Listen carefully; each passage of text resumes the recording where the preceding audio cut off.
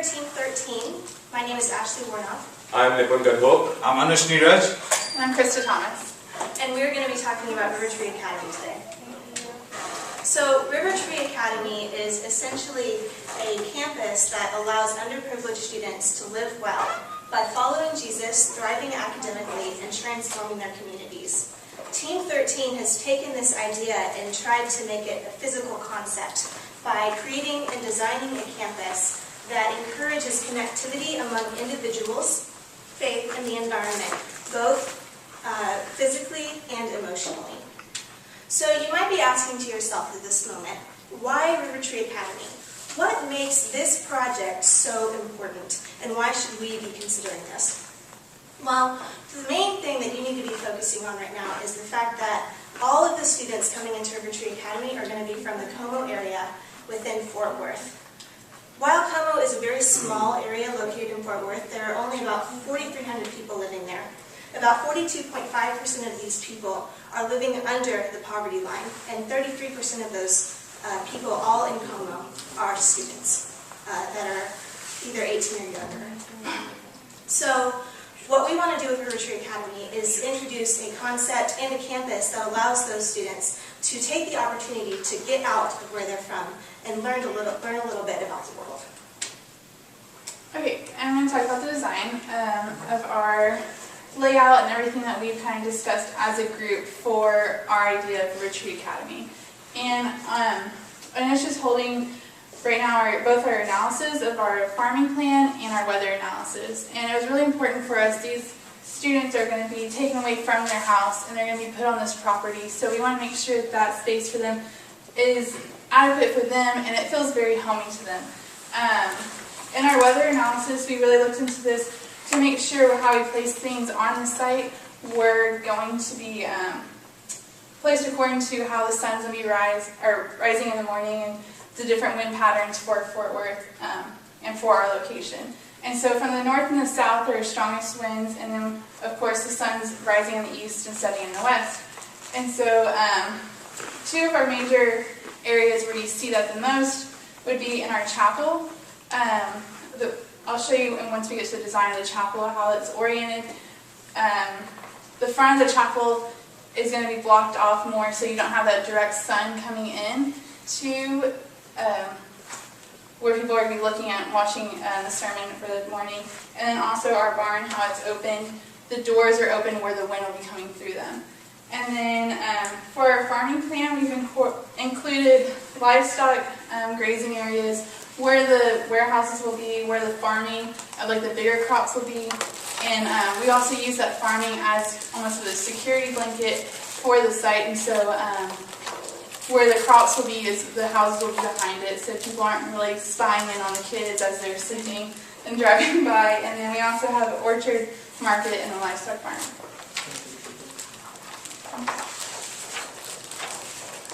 This is our welcome center. So as you enter into the site, first thing you'll see is the big red barn, and then you'll take a right, and that's our welcome center, which is the clubhouse. We just renovated the clubhouse, and that's also going to be Mr. Brown's house. And so he'll be living upstairs, and then the bottom floor will be all just like welcome center, and that's where they can register for their schooling, register, and the first thing when parents come, they'll go to the welcome center, and they can also stay there. We have bedrooms if they want overnight guests or however that might work out. And then in front of our clubhouse, we have a pool and a basketball court, and that's just so the students don't have to go all the way over to the school in order to have physical activity, and it's adjacent to their housing. The housing plan that we have a family housing, we have student housing. And the student housing, we have 12, we have spots for 12 students, and then for the family housing, we have a bedroom for the adults, and then we have 2 student rooms. So the family can bring in their children and all live there within the site. And this is a bigger plan of where all the houses will be located. We have 6 family houses within the student housing, so for security they can go towards, go to the family housing if they need anything or whatnot. Okay, the big red barn is going to be our dining facility, and the barn can also be used if there is weddings and stuff. That can be the reception hall, but our main focus was to have it as a dining facility. And once this is going to be a piece of land where they're going to be farming and growing all these crops, we want to have a place for them to actually learn how to cook these foods. So in here we have a culinary classroom and then 2 smaller classrooms so they can go in there and learn nutrition stuff before they actually go into the culinary classroom. Our school, we are breaking that up into 3 phases, and Historymaker will talk about that a little bit later in the presentation. And we have 2 classrooms for each, 1 to 2 classrooms for each grade level, depending on the size and who's actually accommodating the school at this time. And then we have our auditorium and a gymnasium, so they can have some type of sports. And that's adjacent to a locker room because it's quite a distance to go from your house to the school. So we wanted to give them the facilities to change at the school. Our chapel, as I was talking about, we wanted to make sure that we have those viewpoints, and as you're sitting in the service and looking at the preacher giving a sermon, you're looking out over our orchard, and so you have that view. That's why I have a big curtain wall back there, and so you're having a really beautiful sight, you're hearing a really beautiful message, and you get that, it's all in one package. And then we did a couple additional buildings because we know that in order to run this market, run the farming and have all the livestock, you're going to need those buildings anyway, so we wanted to include that into their budget and just to have the option to have these buildings. And so what we included was a livestock barn and a small market, and so the market is close to the orchard and it has its own entrance, so guests that are not a part of RIVERTREE Academy don't have access to the students, don't have access to the school or any of that. They have their own access for the public to go straight to the market and straight back out. And then the livestock barn, like I was talking about, how it's placed on the site, where the doors open, the wind can go right through, and it creates a nice cooling system for a place that doesn't have any air conditioning. So here we have a video for construction visual. Alright, so we're going to talk about the construction sequence and the construction phasing of this project.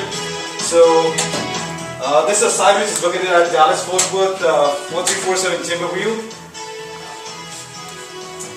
And this site logistics plan, we have the black road that defines the major site axis, the orange one is the secondary site axis, and the circles are the different access points that we have. This is the basic phasing plan that we have. The first phase takes around 2 million, the second phase is 5.7 million, the third phase has another 5.7, and the fourth phase is another 5 million. So we are trying to show the different phases, how the buildings are structured. This is the first phase which has a couple of student housing coming up, and the second phase has a student housing and a red barn which can also serve as a dining hall. These are the student housing and the faculty housing coming up on the site.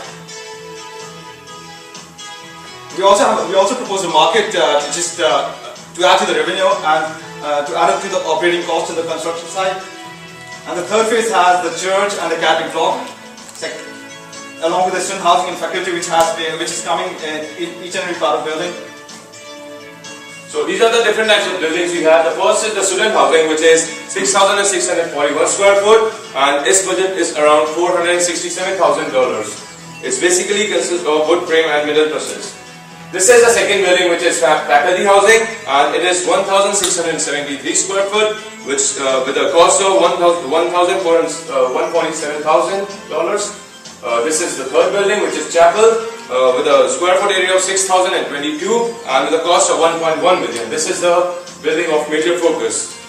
This is the red barn dining hall, which is 8,703 square foot with a 1.2 million building cost.